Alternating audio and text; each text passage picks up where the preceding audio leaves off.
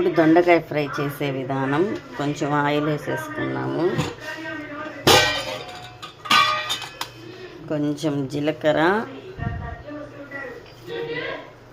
తెల్లగడ్డ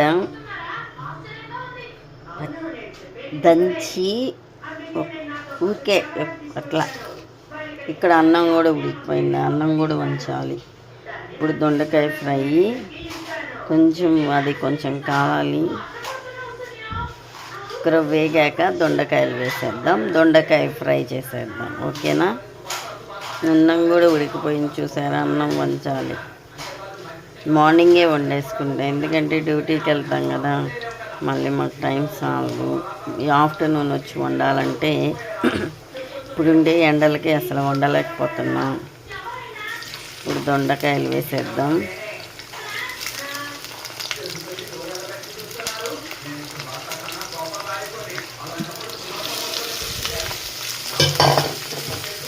ఇప్పుడు దొండకాయలు వేసేసాం. దొండకాయలు వేసేసాక